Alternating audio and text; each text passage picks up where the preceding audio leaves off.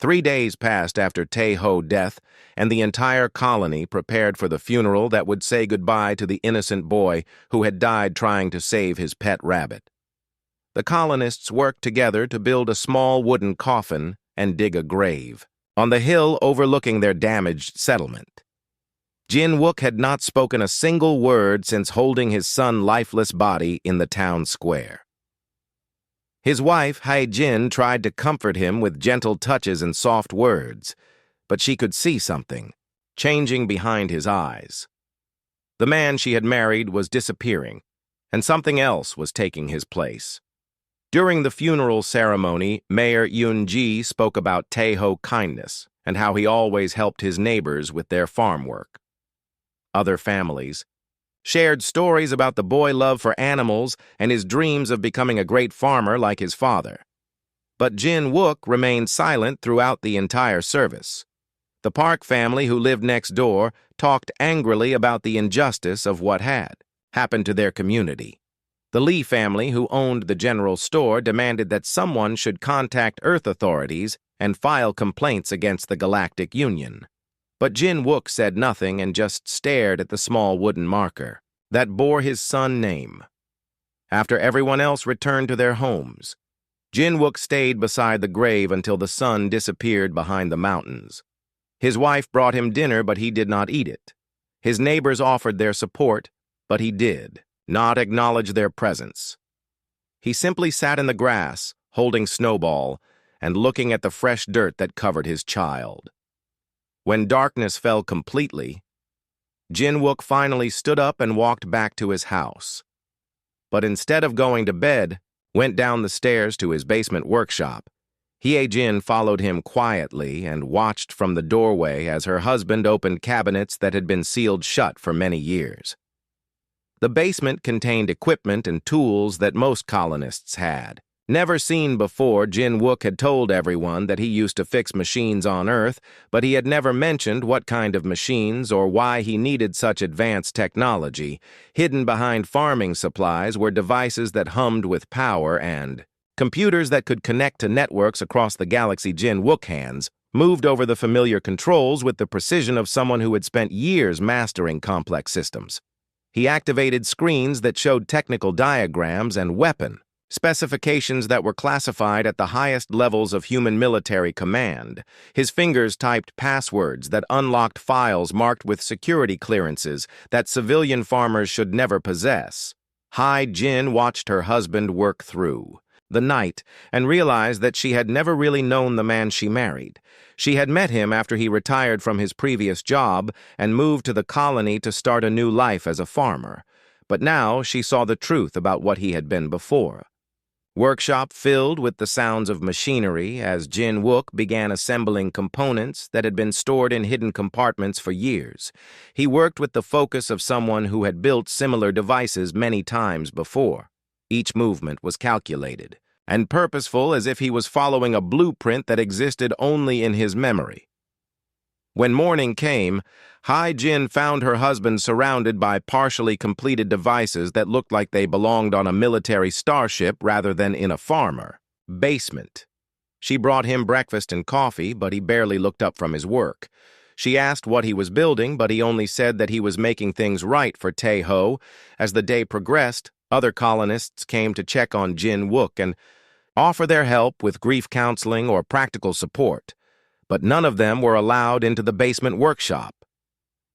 Hae-jin stood guard at the top of the stairs and politely told visitors that her husband needed time alone to process his loss. By the second day, Jin-Wook had completed his first major project, which was a communication device more advanced than anything the colony possessed. The device could send messages across vast distances of space using quantum encryption that would be impossible for most species to detect or intercept. Jin-Wook spent hours recording a message that he would soon transmit to every human settlement in known space. He did not call for violence or revenge. Instead, he simply told the story of what had happened to his son. He spoke quietly about Tae-Ho's love for animals and his dreams of becoming a farmer. He described the morning when alien soldiers came to their peaceful colony and how his child died trying to save a frightened rabbit. Message was powerful, not because of angry words, but because of the pain in a father voice as he held his son pet and asked other parents to imagine losing their own children. Jin Wook did not demand that anyone help him. Instead, he simply shared his grief and let other humans decide for themselves what they wanted to do about it. On the third day, Jin Wook began working on his most important project, which was a personal combat suit that combined human engineering with salvaged alien technology. He had been studying Galactic Union equipment for years and had learned how to improve upon their designs using human creativity and determination. The suit took shape slowly as Jin Wook installed systems that could provide life support protection and mobility in any environment. He added weapons that could penetrate alien armor and shields that could deflect energy weapons. The technology was years ahead of anything the Galactic Union had encountered because it was based on human innovation, rather than established alien science. Hai-Jin watched her husband transform from a grief-stricken farmer into something that reminded her of old war documentaries. She had seen pictures of Jin Wook in his military uniform, but she had never understood what kind of soldier he had been. Now she realized that her husband had not just been any engineer.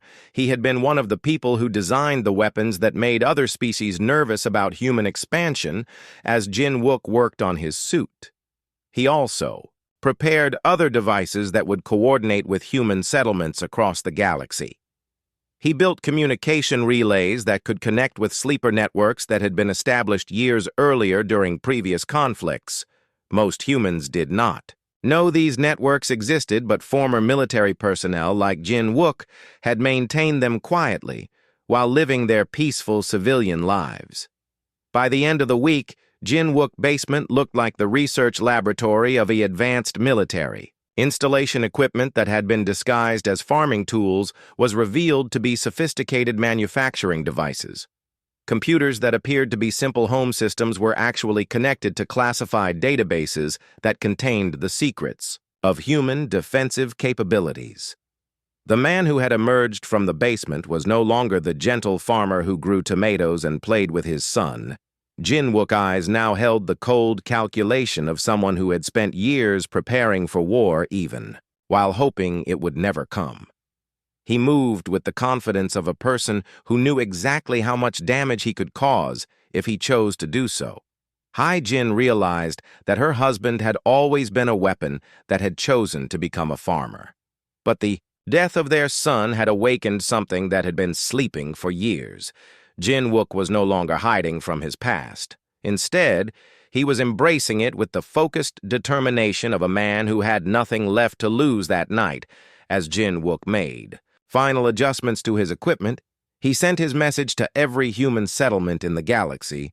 He did not know if anyone would respond or if other humans would understand what he was really asking, but he knew that somewhere among the peaceful farmers and merchants and teachers, there were others like him who remembered how to fight when fighting became necessary. The message traveled through space at the speed of light, carrying with it the pain of a father who had lost everything and the promise that someone would answer for what had happened to an innocent child on a peaceful farming world. The morning sun rose over Colony World Kepler 442b like any other day. But this day would be different from all the days that came before it. The small human settlement buzzed with quiet activity as families began their daily routines in the peaceful farming community that they had built far away from the crowded cities of Earth. 12-year-old Tae-ho woke up early as he always did and ran to check on his pet rabbit Snowball in the small hutch his father Jin Wook had built behind their house. The white rabbit hopped around excitedly when it saw the boy approaching, and Tae-ho smiled as he filled the water bowl and scattered fresh vegetables on the ground. His father was already working in the greenhouse tending to the hydroponic tomatoes that grew in perfect rows under artificial sunlight. Jin-wook had been a military engineer back on Earth, but now he preferred growing food to building weapons. He found peace in watching seeds become plants and plants become food for his family and neighbors. The colony was home to only 3,000 people, mostly families who wanted a simple life. Away from the noise and stress of the big cities, children played in the streets while their parents worked on farms or in small shops. Everyone knew everyone else, and people helped each other when times got hard. Tae-ho finished feeding Snowball and ran to help his father in the greenhouse. Jin-wook showed him how to check if the tomatoes were ready to pick and how to trim the leaves so the plants would grow stronger. The boy listened carefully because he wanted to be a good farmer, like his father someday. Around noon, something changed in the peaceful morning routine. A loud rumbling sound filled the air, and everyone stopped what they were doing to look up at the sky. A massive ship was descending through the clouds, much larger than any ship the colonists had ever seen. The ship landed in the center of the colony with a thunderous crash that shook the ground and broke windows. In nearby houses, people came out of their homes and workplaces to stare at the strange vessel that now sat in their town square. The ship was dark gray with sharp angles and weapon ports that looked threatening even when they were not firing. Ramp lowered from the ship, and alien soldiers marched out in perfect formation. They were tall reptilian creatures with scales that gleamed like armor and eyes that looked cold and emotionless. The leader wore more decorations on his uniform and carried a weapon that hummed with dangerous energy. Mayor Yoon-ji hurried forward with several other community leaders trying to look calm, even though her hands were shaking. She approached the alien commander and spoke in the most polite voice she could manage. The aliens were from something called the Galactic Union, and their leader introduced himself as Commander Vex Tar of the Draknari species. He announced that they were there to investigate reports of illegal weapons manufacturing in the human colony. Mayor Yoon-ji protested that they were simple farmers who grew food and raised families. They had no weapons except old hunting rifles that some people used to keep wild animals away from their crops, but Commander Vex Tar did not believe her words. The alien soldiers spread out through the colony and began searching every building. They kicked down doors and threw furniture around looking for hidden weapons. They destroyed carefully tended gardens and knocked over market stalls. The colonists could only watch helplessly as their peaceful home was torn apart. Tae-ho watched from behind the greenhouse as the soldiers came closer to his house. His father Jin-wook stood protectively in front of their home, but the aliens pushed him aside and entered without permission. They overturned tables and broke dishes while searching for things that did not exist. The boy saw one soldier approach, Snowball Hutch, and panic filled his chest. The rabbit was his best friend and the only pet he had ever owned. When the soldier raised his weapon toward the hutch, Tae-ho could not stay hidden any longer. Snowball must have sensed danger because the rabbit suddenly broke free from its hutch and ran toward the town square. The small white animal hopped as fast as it could between the legs of the alien soldiers, who paid no attention to one small creature. But Tae-ho could not let his pet run away or get hurt. He chased after Snowball, calling the rabbit name and trying to catch up. The boy ran through the crowd of aliens and colonists, focused only on saving his beloved pet, in his rush to catch Snowball. Tae-ho did not see the Draknari soldier who was turning around with a plasma rifle in his hands. The boy bumped into the alien warrior, just as the weapon was powering up for another destructive blast on a nearby building. The collision caused the soldier to stumble, and his finger squeezed the trigger accidentally. The plasma rifle discharged with a bright flash of energy, and the deadly beam struck Tae-ho directly in the chest. The boy fell to the ground immediately, his small body unable to survive the powerful energy blast that had been meant to destroy buildings. His last conscious moment was reaching toward Snowball, who sat a few feet away, looking confused and frightened. Tae-ho called out for his father with his final breath, but Jin-wook was still too far away to help. The man heard his son's voice and ran toward the sound, but by the time he reached the town square, it was already too late. Jin-wook dropped to his knees beside his son's body and gathered the lifeless child in his arms. Tears streamed down his face as he held Tae-ho close and whispered apologies for not being there to protect him. The alien soldiers showed no emotion at what had happened. Commander Vextar looked down at the dead boy and simply stated that human children should learn to stay out of the way when adults were conducting important business. He ordered his troops to continue their search as if nothing significant had occurred. The other colonists gathered around Jin-wook and his son, but no one knew what to say or do. The aliens had killed an innocent child and acted like it meant nothing. The Draknari finished their search without finding any weapons because there were no weapons to find. Commander Vextar declared the investigation complete and ordered his soldiers back to their ship. They had destroyed much of the colony and killed a child, but they showed no remorse or offer any apology. The alien commander stated that the humans should be more careful in the future and then walked away, as the Galactic Union ship lifted off and disappeared into the sky. Jin-wook continued to hold his son's body. The other colonists formed a circle around them, offering silent support, but everyone knew that something fundamental had changed in their peaceful community. The man who had chosen farming over warfare looked up at the empty sky where the alien ship had vanished.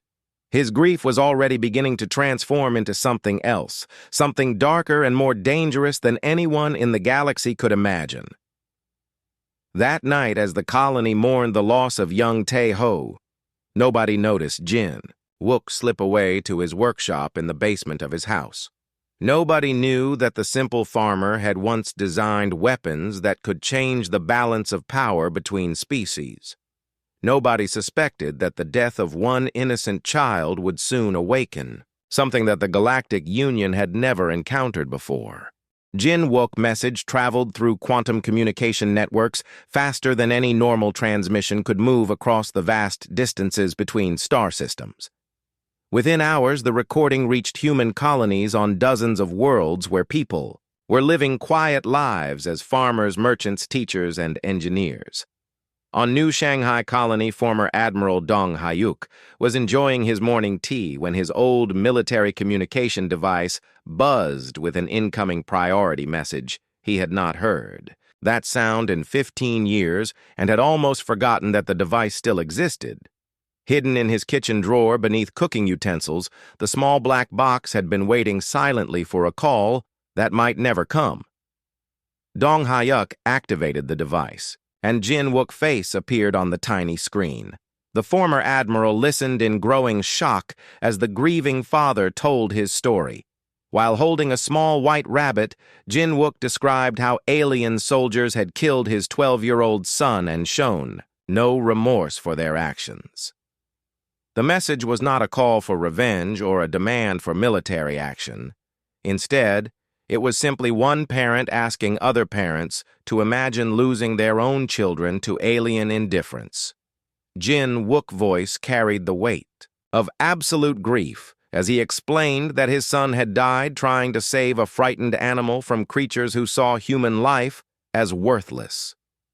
Dong Hyuk felt something stirring in his chest that he had not experienced since the Titan War ended 20 years ago. He called his old crew members who had also retired to New Shanghai Colony, and within an hour, 8 former military officers were gathered in his living room watching the message together. Captain So Young of the merchant vessel Incheon Dreams received the message while delivering farming supplies to the Outer Rim territories. She had been a combat pilot during the last major conflict between humans and aliens, but now she transported food and medicine to remote settlements where families were trying to build new lives.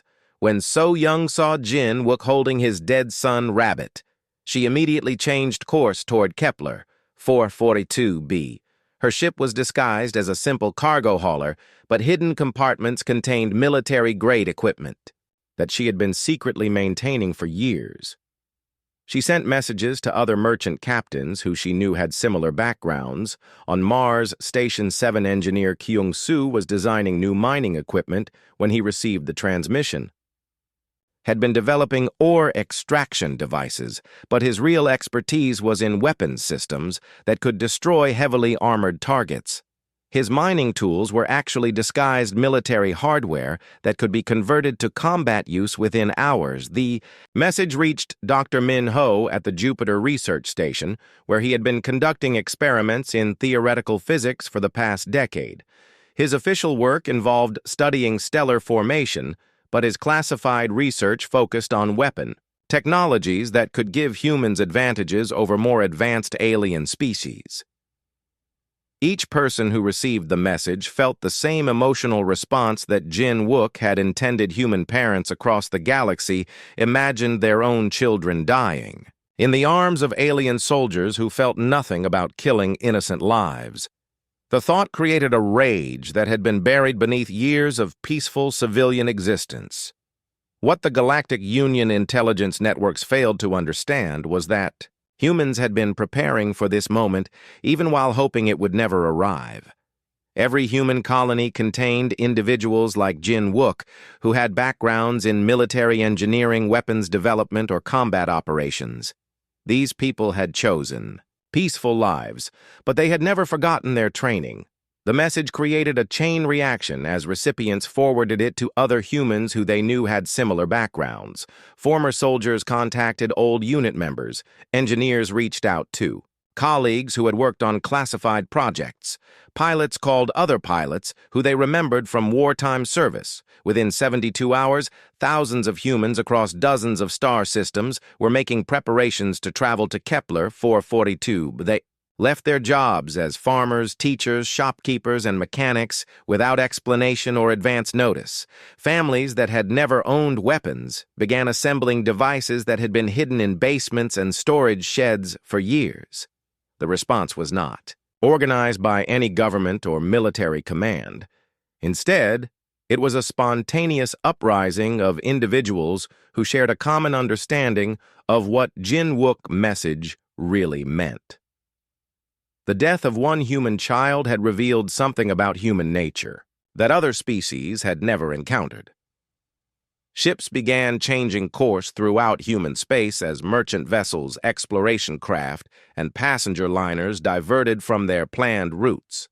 Captain So Young contacted other transport operators, and within days, an informal fleet was assembling ships that appeared to be civilian craft, revealed hidden capabilities as their crews prepared for something that violated every peace treaty in the galaxy. Former Admiral Dong Hyuk activated communication networks that had been dormant since the end of the last war. He sent coded messages to retirement communities where old soldiers were living quiet lives. Veterans who had been growing vegetables and teaching children suddenly remembered skills they had thought were no longer needed. Dr. Min Ho began uploading classified research data to secure servers that could be accessed by humans throughout the galaxy. Weapon designs that existed only in theoretical form were suddenly being shared with people who had the skills and equipment to build them.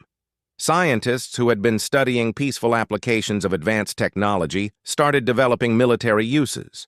The Galactic Union intelligence services detected unusual levels of human activity but dismissed it as typical emotional overreaction. Most alien species expressed grief loudly for short periods before returning to normal behavior patterns. The intelligence analysts assumed that humans would follow similar patterns and lose interest after a few weeks. Commander Vex Tar received reports about increased human communications and ship movements, but was not concerned. In his experience, humans were emotional creatures who made dramatic gestures but rarely followed through with meaningful action. The Draknari military had dealt with upset alien species many times before, and humans did not seem particularly dangerous. What the aliens failed to recognize was that human emotional responses could motivate sustained action over long periods. Unlike other species who might protest loudly but give up quickly, humans could maintain focus and determination for months or years when they believed justice was necessary. The message also reached human children on distant worlds, who began asking their parents why aliens were allowed to hurt them. Young people who had grown up believing that the galaxy was peaceful and safe suddenly learned that their safety depended on the restraint of species who might not always choose. To show mercy, parents across human space found themselves explaining to their children that the universe contained dangers that could not be reasoned with or avoided through diplomacy. Some families began teaching their children skills that had nothing to do with farming or trade. Children who had been learning to tend gardens started learning to defend themselves as ships converged on Kepler 442b. The volunteers brought more than just weapons and equipment. They carried with them the collective knowledge and experience of humanity, greatest military minds. People who had spent years developing new technologies in secret were finally ready to reveal what they had accomplished. The gathering force represented something unprecedented in galactic history. Never before had an entire species mobilized so quickly and completely in response to the death of a single individual. The volunteers were not following orders from any government or military organization. They were responding to the emotional call of one father who had lost everything. Jin-Wook continued working in his basement, unaware that his message had created a movement that would soon change the balance of power throughout the galaxy. He focused on completing his combat suit while other humans prepared to show the Galactic Union what happened when peaceful people were pushed beyond their limits. The message had awakened something in human nature that other species had never encountered, and the consequences would reshape every relationship between humans and aliens in known space. Ships began arriving at Kepler 442b in numbers that surprised even Jin-Wook, who had sent the original message. They came not as an organized military fleet, but as individual vessels carrying volunteers who had abandoned their peaceful lives to answer one father call for justice. Captain So-Young merchant vessel Incheon Dreams was among the first to arrive, followed closely by a mining barge that had been converted into a mobile weapons platform. The ships docked at the colony makeshift landing area while their crews unloaded equipment that revealed the hidden nature of human civilian technology. Jin-Wook emerged from his basement workshop for the first time in a week, wearing a combat suit that made the approaching volunteers step back in respectful silence. The suit was sleek and black, with energy patterns that pulsed along its surface like a living creature. The technology incorporated salvaged alien components, but improved upon their designs in ways that should have been impossible. Former Admiral Dong-hyuk arrived with his crew of decorated veterans who had fought in conflicts that most galactic species preferred to forget. These men and women had spent 20 years pretending to be retired farmers and shopkeepers, but their eyes still held the sharp focus of professional warriors who had never truly stopped preparing for battle. Dr. Min-ho Transport carried prototype weapons that existed only in classified research files. He had brought devices that combined human creativity with theoretical physics to create tools of destruction that violated several laws of galactic warfare. The equipment was experimental, but testing would begin soon enough. Each arriving volunteer contributed specialized knowledge and equipment to the growing force. Captain So-Young brought advanced communication systems that could coordinate attacks across multiple star systems. Engineer Kyung-soo arrived with mining equipment that could breach heavily armored starship. Hull's Dr. Min-ho carried energy weapons that could overload alien defensive systems. The volunteers did not come seeking glory or conquest. They were ordinary people who had been living quiet lives until one child death reminded them that peace was only possible when predators feared the consequences of their actions. Every person who responded to Jin-Wook's message understood that they were crossing a line that could never be uncrossed. Jin-Wook addressed the gathering crowd from the steps of the colony town hall. The man who had been a simple farmer 1 week earlier now spoke with the authority of someone who commanded technologies that could reshape galactic civilization. His voice carried across the assembled crowd as he explained what they were really fighting for. This was not about revenge for one boy's death, although that pain motivated everything they did. Instead, this was about establishing a new understanding between humans and the Galactic Union species throughout the galaxy. Needed to learn that human restraint was a choice rather than weakness. The volunteers began demonstrating capabilities that challenged fundamental assumptions about human technology. Cargo ships revealed hidden weapon bays, mining equipment, transformed into assault platforms, personal devices that appeared to be simple tools, deployed systems that could disable alien military hardware. Commander Vextar received intelligence reports about the human activity at Kepler 442b, but was not particularly concerned. His experience with other species suggested that humans would eventually lose interest and return to their normal activities.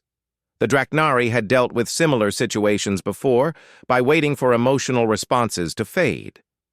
What Commander Vextar did not understand was that humans had been secretly preparing for this confrontation for generations. Every human colony contained individuals who possessed military backgrounds that they had hidden while pursuing civilian careers. These people had been sharing knowledge-building networks and developing technology while appearing to be harmless farmers and merchants. The gathering at Kepler 442b represented the activation of sleeper cells that had existed throughout human space. Since the end of the last major war, former military personnel had been living double lives as peaceful colonists while maintaining readiness for conflicts that might never come. Jinwook's suit incorporated technology from dozens of different species, but human engineering had improved upon every component. The life support systems were more efficient than anything the Galactic Union possessed. The weapons could penetrate defenses that were considered impregnable. The mobility systems allowed movement through environments that should have been lethal. As more ships arrived, the volunteers began organizing themselves into specialized units without any formal command structure. Veterans naturally assumed leadership roles, while technical specialists formed teams based on their expertise. The coordination was instinctive rather than planned, as if humans possessed an inherent understanding of how to wage war effectively. The colony that had been a peaceful farming community 1 week earlier was transforming into a military staging area that possessed capabilities unknown to galactic intelligence services. Hidden manufacturing facilities were activated to produce equipment that had been designed but never built.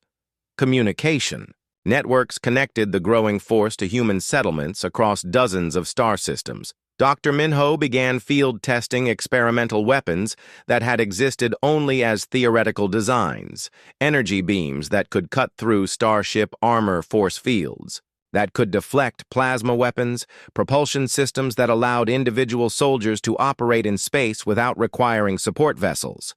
Each test revealed that human technology had advanced far beyond what other species believed possible. The volunteers were not using salvaged alien equipment, but original human designs that had been developed in secret over many years of apparent peaceful coexistence. Commander Vextar finally became concerned when his intelligence officers reported that human activity was spreading to other star systems. Ships throughout human space were changing course toward unknown destinations. Veterans who had been living quiet retirement lives were suddenly disappearing from their homes. The Draknari commander began to suspect that the humans had been planning something for years, and that the death of one child had simply provided the excuse they needed to reveal their true capabilities. He requested reinforcements from the Galactic Union Central Command, but was told that human emotional outbursts were not considered serious military threats. Jinwook spent his evenings walking through the growing encampment, talking to volunteers who had traveled across the galaxy to support his cause. He met parents who understood his pain, engineers who shared his determination, veterans who remembered what it meant to fight for something worth protecting. The conversations revealed that every human settlement contained people like him, individuals who had chosen peaceful lives but never forgotten their capacity for violence, teachers who could design weapons, farmers who could pilot military spacecraft, shopkeepers who could coordinate complex military operations. As the force grew larger, it became clear that this was not a temporary emotional response, but a permanent change in human behavior. The death of Tae-ho had awakened something that had been sleeping in human civilization for decades. The volunteers were preparing for a demonstration that would establish new rules for how aliens could interact with human settlements. They were not planning conquest or genocide, but they intended to make it clear that human patience had limits, and those limits had been exceeded. Jin Wook looked up at the night sky filled with ships that had come in response to his message.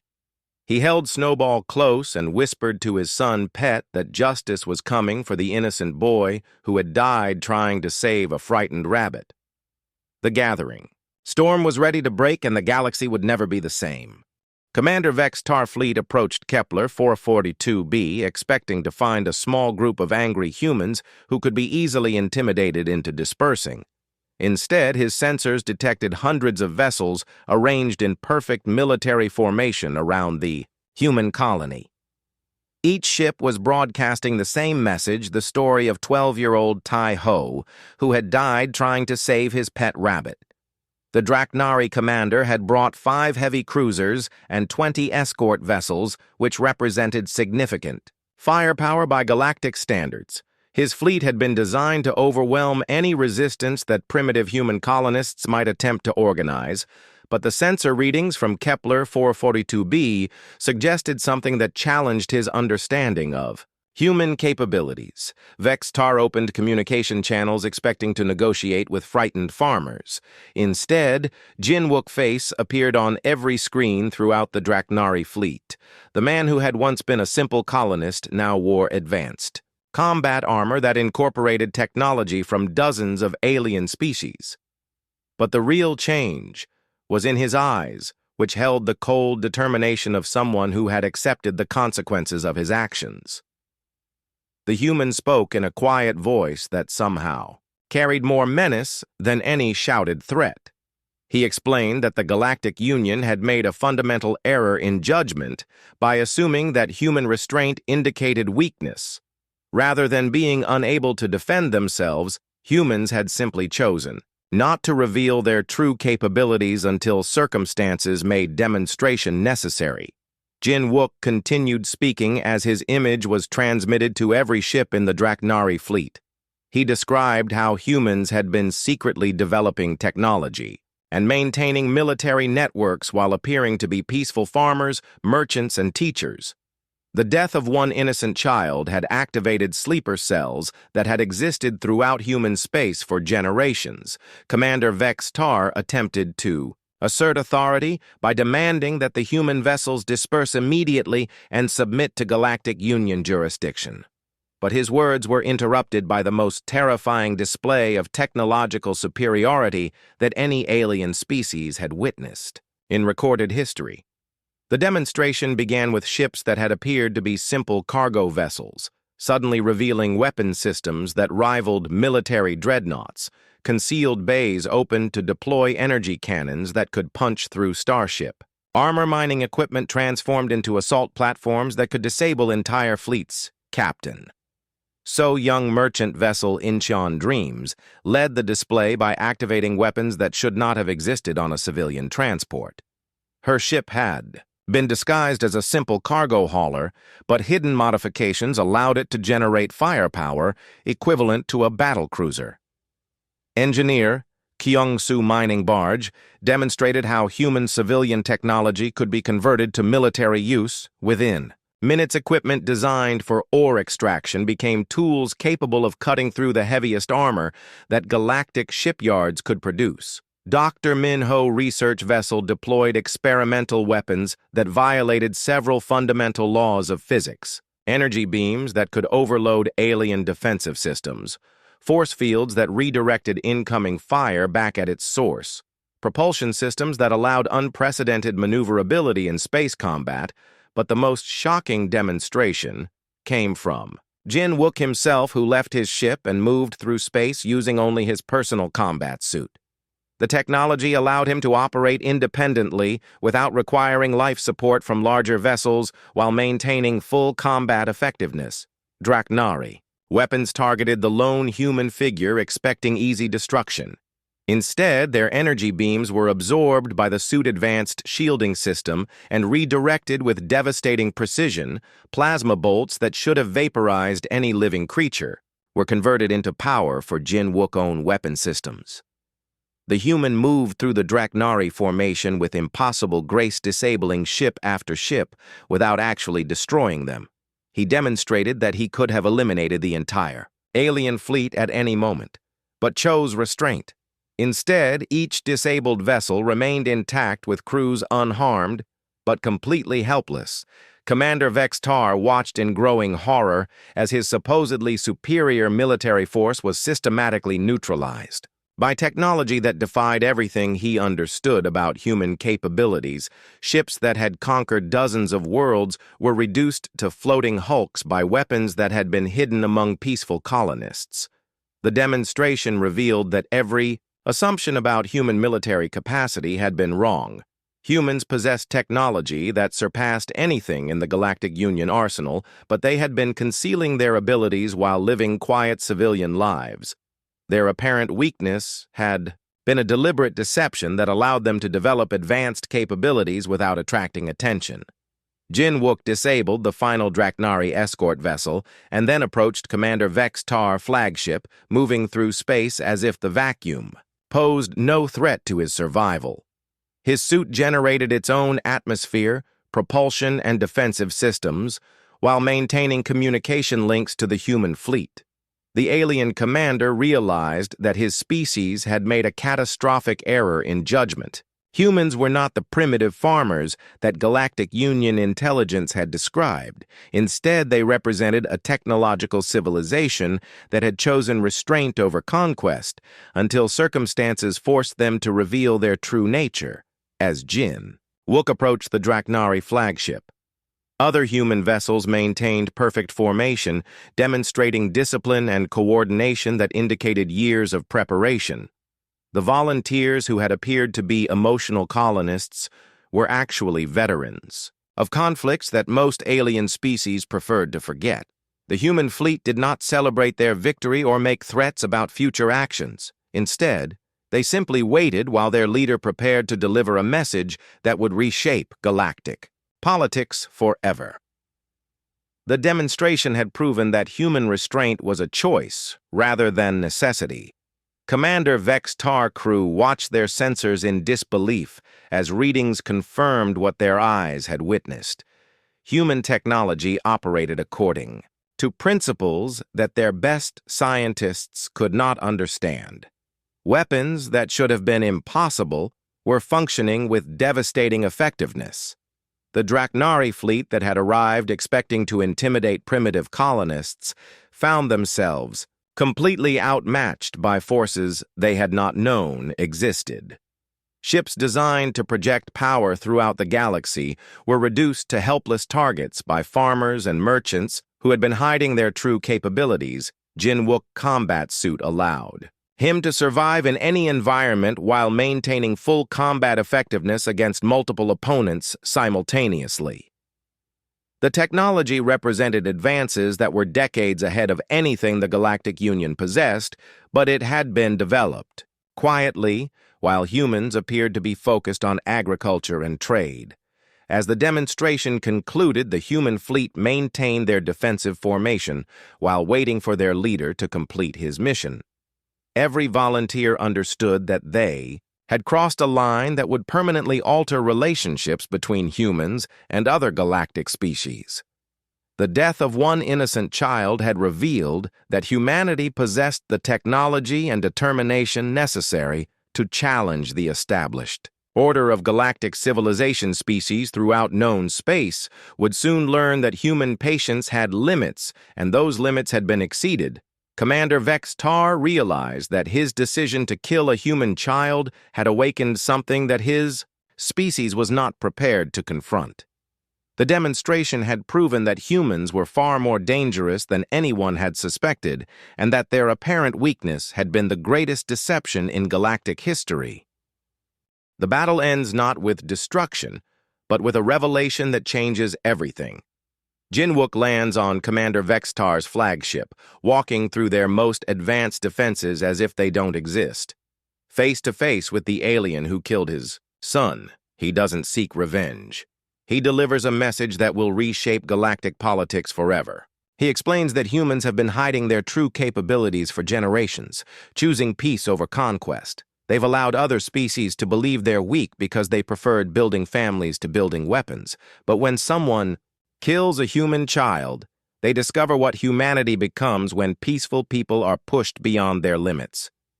Commander Vextar and his crew learn that every human colony has individuals like Jinwook, former warriors who chose farming, former admirals who became teachers, former weapons designers who became artists.